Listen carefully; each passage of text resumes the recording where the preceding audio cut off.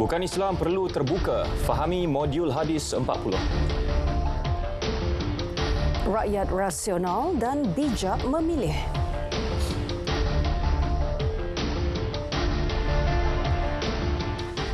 Assalamualaikum dan salam Malaysia Madani.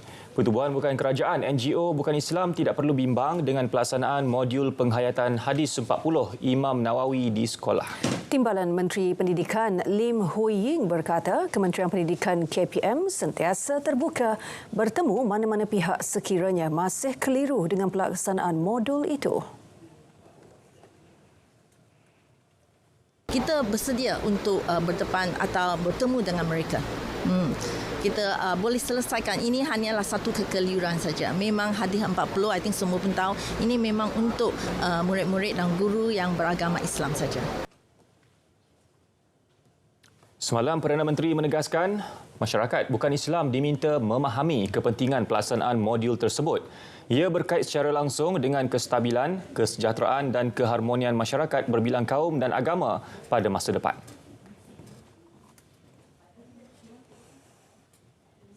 Mengulas perkara sama, Fellow Kanan Majlis Profesor Negara, Profesor Emeritus Datuk Dr. Teo Kok Siong berkata, masyarakat bukan Islam tidak perlu khawatir terhadap pelaksanaan modul tersebut. Ia jelas disasarkan kepada pelajar dan guru beragama Islam serta tidak mengganggu-gugat pemahaman murid bukan Islam. Beliau turut menyeru agar isu itu tidak dieksploitasi sesetengah pihak yang cuba menangguk di air keruh.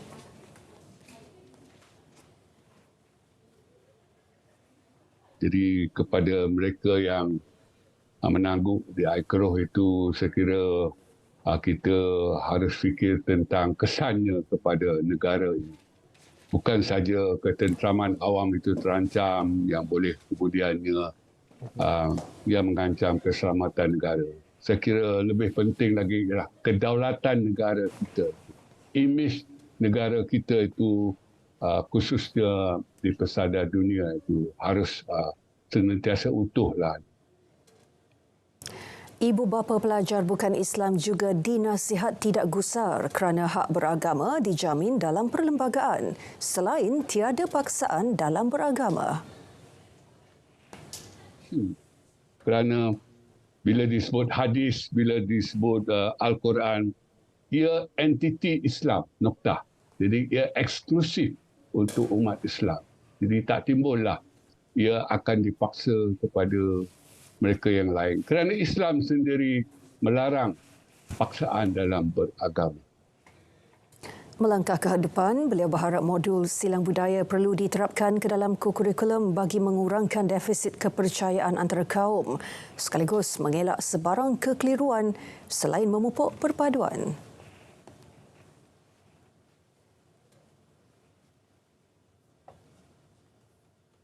Baik, sependapat dengan perkara itu, penganalisis sosiopolitik Profesor Datuk Dr. Siva Murugan Pandian berkata, pelaksanaannya tidak menggugat keharmonian masyarakat berbilang kaum dan agama kerana tiada paksaan terhadap murid bukan Islam. Perdana Menteri sendiri sudah memberikan keyakinan bahawa ini tidak akan mengganggu-gugat nilai keharmonian, kemufakatan, perpaduan.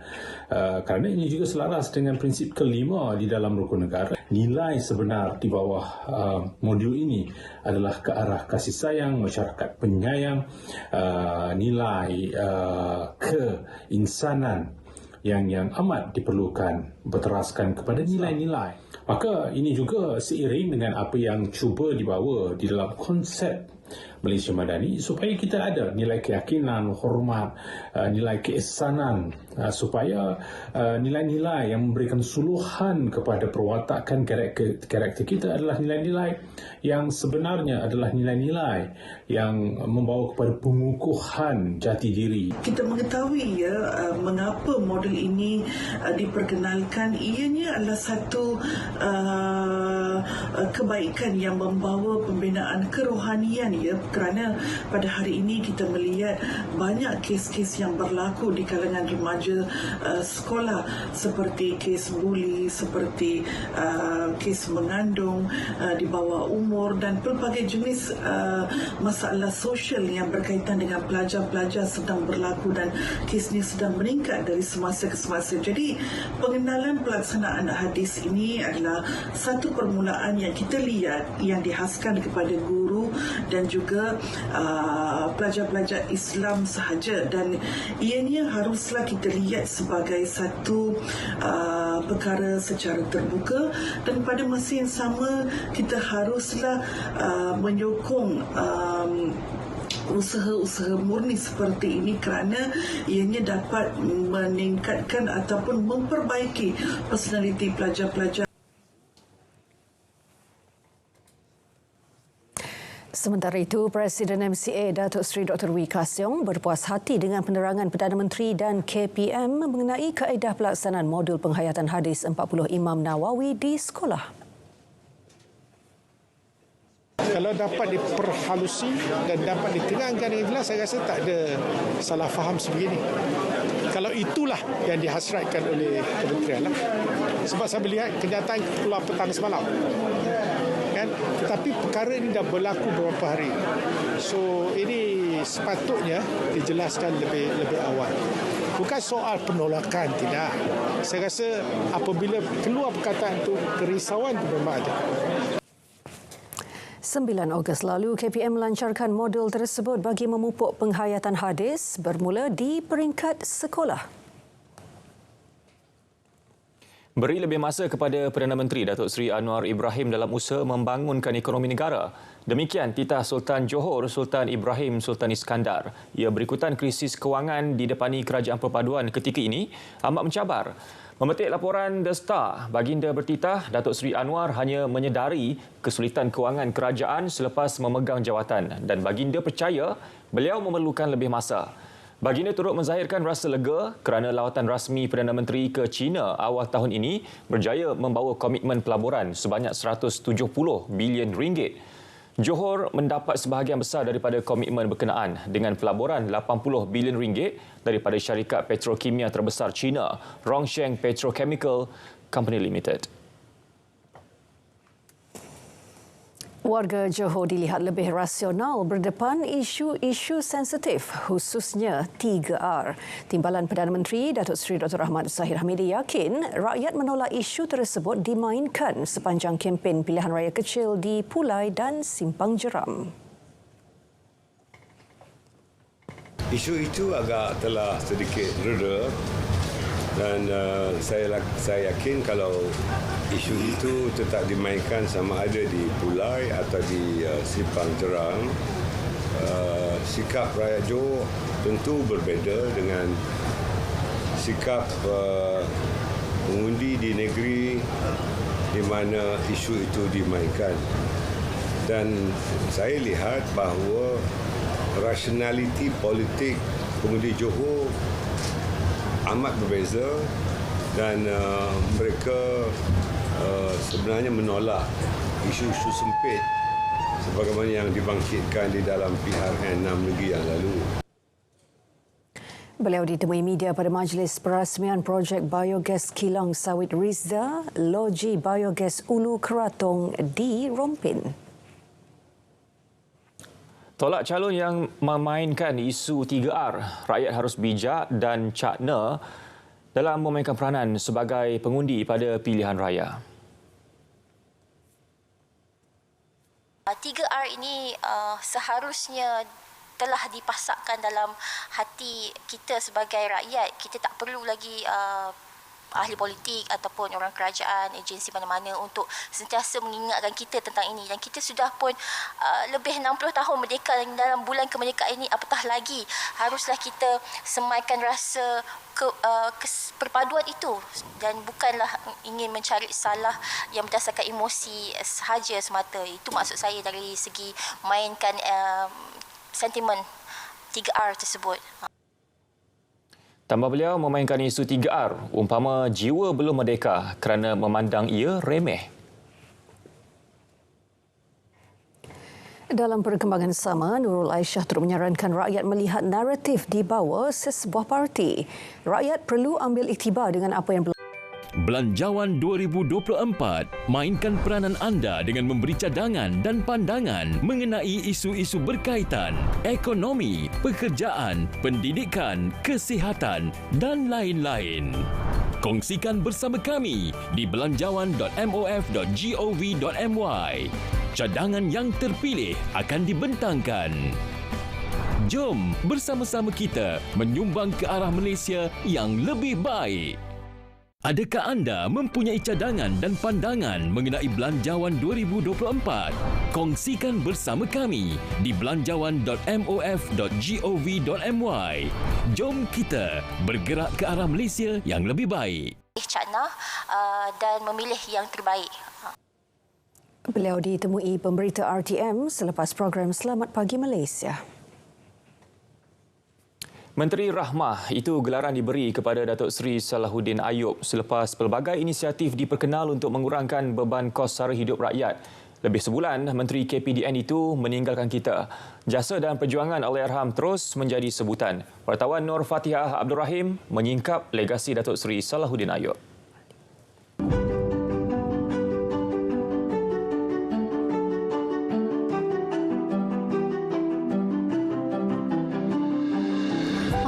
Datuk Seri Salahuddin Ayub merupakan anak jati Kampung Serkat Tanjung Piai, Johor. Sebelum menyertai dunia politik, Allahyarham aktif dalam pertubuhan bukan kerajaan NGO. Karier politik beliau bermula dengan pelantikan sebagai Naib yang di-Pertua PAS Pontian. Sejak itu, Datuk Seri Salahuddin memegang pelbagai jawatan sehinggalah beliau menyertai amanah pada tahun 2015. Ahli Parlimen pula yang turut merangkap adun simpan ceram itu pernah dilantik sebagai Menteri Pertanian dan Industri Asas Tani selepas menang PRU 14. Namun, namanya melonjak apabila beliau menjadi tunjang inisiatif Rahmah sebagai agenda mensejahterakan rakyat. Banyak membantu kita dari segi kewangan. Setiap hari kita nak makan pun kita mesti fikir kan berapa kita punya bajet. Tapi dengan menu Rahmah kita dapat makan sama macam orang sama tapi dalam amount RM5. Itu yang orang kata syukurlah banyak. Apa yang saya tengok menu Rahmah ni banyak menolong orang-orang yang kurang mampulah. Sebab bagi menu contohlah yang kita selalu makan di sini secara kampung, kita dapat saya tengok makanan lah, ada sayur, ada nasi, ada karbohidrat kan, lauk. So protein untuk kita makan lah. So macam berbaloi lah untuk diteruskan. Inisiatif Payung Rahmah yang dilaksanakan KPDN terbukti berjaya menstabilkan inflasi pada kadar lebih rendah. Kadar inflasi subkumpulan makanan di luar rumah berkurangan kepada 8.1% pada Mei berbanding 9.6% pada November tahun lalu. Kadar inflasi dipengaruhi juga oleh sentimen dan kelakuan pengguna. Program menu Rahmah sebenarnya telah membuka satu paradigma baru di dalam pemikiran dan tingkah laku pengguna. Pemergian Allahyarham amat dirasai rakyat yang sentiasa menantikan perkembangan inisiatif Rahmah seperti menu Rahmah, bakul Rahmah, pakej Rahmah dan kafe Rahmah. Menurut Perdana Menteri Datuk Seri Anwar Ibrahim, ilham digerakkan Allahyarham itu dianggap jenama tersohor yang dibanggakan Kerajaan Perpaduan. Sehingga kini, menu Rahmah masih lagi dapat dirasai ataupun dinikmati oleh rakyat dengan sepinggan nasi berserta lauk dan sayur yang berharga RM5. Ianya hasil cetusan idea Allahyarham Datuk Seri Salahuddin Ayub menerusi inisiatif Payung Rahmah. Nur Fatihah Abdul Rahim, RTM.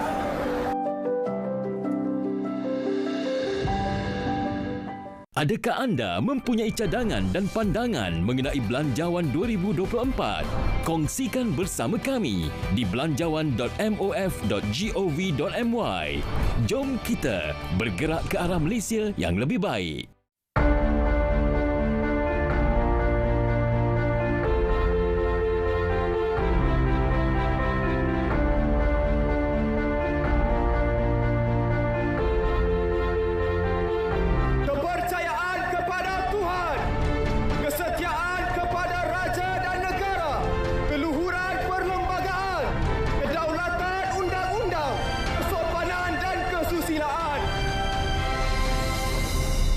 Masih bersama berita perdana. Pengeluaran minyak sawit menghasilkan sejumlah besar sisa yang memberi impak buruk kepada alam sekitar jika tidak diurus dengan baik. Menyedari situasi itu, Kementerian Kemajuan Desa dan Wilayah KKDW melalui RISDA menjalin kerjasama dengan Alliance Concord Green ACG Sdn Bhd melaksanakan projek biogas kilang sawit RISDA di Ulu Keratong, Pahang. Laporannya bersama wartawan Rozi Hanis Abdul Rahman. Kelapa sawit merupakan salah satu tanaman komoditi yang menjadi penyumbang kepada ekonomi negara. Bagaimanapun, hanya 20% minyak yang diperoleh daripada hasil sawit, manakala 60% lagi merupakan bahan buangan dalam bentuk sisa pengolahan kilang sawit atau POME. Pelaksanaan projek biogas kilang sawit RISDA seiring dengan misi KKDW untuk meningkatkan kesejahteraan masyarakat desa secara menyeluruh dan berkesan demi mencapai aspirasi negara rendah karbon menjelang tahun 2040. Idea awal dicetuskan RISDA pada tahun 2018 dan kini kilang berkenaan beroperasi sepenuhnya sejak 14 Julai lalu. Projek biogas ini dijangka mampu menjana 14.8 juta kilowatt per jam tenaga boleh diperbaharui setiap tahun. Ia bukan sahaja membantu menjana kestabilan tenaga elektrik kepada penduduk setempat, tetapi juga mengelak hasil sisa sawit dibuang ke sungai. Ini merupakan satu sumbangan tenaga tanpa menggunakan tenaga fosil saya sebutkan tadi, ya. Artinya from waste to wealth, ya. Daripada bahan buangan kepada kekayaan. Keuntungannya kepada RISDA yang mendapat pulangan sebanyak 11%, ya, daripada keseluruhan urus niaga atau turnover, dan secara bulanan mereka akan memperoleh paling minima 70,000 hingga ke 90,000. Artinya ini memberikan keuntungan. Yang pentingnya adalah dari segi penduduk, ya, kawasan persekitaran juga bermanfaat, di mana terdapat 3,000 isi rumah yang akan ada manfaat. RISDA kini sedang mengadakan perbincangan untuk memperluas projek biogas ke kawasan lain. Buat masa sekarang ni kita ada perancangan untuk buat satu lagi kilang biogas ini di Duri Mas. Yang itu masih dalam proses peringkat awal lagi lah. Dari segi tanah, tapak tanah, perjanjian. Kemudian tengok dari segi dia punya hasil. Adakah kita boleh mendapatkan pasti macam kilang kita ada untuk dapatkan POME tersebut. Kalau ada kita boleh buat lah. Kalau tak ada mungkin kita akan tengok alternatif lain yang kita boleh dapat. Melalui sistem biogas yang sistematik, gas metana yang terhasil akan ditukar menjadi elektrik sebelum ia dijual kepada Tenaga Nasional Berhad TNB di bawah sistem kaedah tarif untuk tempoh 21 tahun. Jadi dari segi itu, dari segi kelebihan yang melalui proses biogas yang kita ada dan fee in tarif sistem yang kita ada, jika ada hasil yang terlebih itu, semua ini boleh disalurkan kepada masyarakat setempat tanpa mengenakan bayaran. Itu adalah antara potensi atau peluang yang kita berikan kepada masyarakat setempat. Di samping itu, dengan adanya loji biogas ini akan memberi juga peluang pekerjaan. Rozi Hanis Abdul Rahman, RTM. Kementerian Pelancongan Seni dan Budaya MOTEK menyasarkan nilai jualan RM1 juta sempena Festival Kraft Perak 2023. Bertemakan Ini Kraft Malaysia, festival yang berlangsung dari 10 hingga 3 September itu menampilkan pelbagai produk kraft dari seluruh negara. Laporan Fahmi Muhammad Nur. Timbalan Ketua Setiausaha Kebudayaan MOTEK Muhammad Yusri Muhammad Yusof berkata, penganjuran festival edisi ke-7 itu bertujuan mempromosi dan mengkomersialkan produk kraft tangan tempatan selain membudayakan seni kraft dalam kehidupan masyarakat. RM1 juta tu manfaat yang akan dapat tu ramai lah. Contohnya daripada producer craft, daripada permintaan dan juga daripada Perak dan seluruh negara yang kita jemput. Itu salah satu benda bagi kita ini satu platform untuk mengumpulkan semua orang lah, satu tempat yang lebih besar. Mungkin yang last year tu mungkin tak sebesar ni, tapi kali ini kita buat lagi besar lah. 75,000 pengunjung dijangka hadir memeriahkan festival di dataran Menara Condong, Teluk Intan. 51 usahawan kraf terlibat dengan pelbagai aktiviti menarik disediakan, antaranya demonstrasi, pameran dan jualan produk kraf. Paling mencuri tumpuan, variasi batik Malaysia. Saya rasa ini satu program yang amat baik, yang mana untuk pendarahan kepada rakyat Malaysia, terutama yang peminat-peminat batik lah. Tapi kalau dia bagi pendarahan yang agak jelas kepada diorang, saya ingat industri ini boleh diterima pakai oleh anak muda lah. Saya memang suka batik Malaysia. Ini bukan kali pertama belilah. Actually memang suka pakai batik. Memang best. Menarik, memang cantik, memang lawa. Kemas, review pakai rasa kemas. Kan, rasa segak, okeylah. Produk-produk dia kalau saya tengok high quality.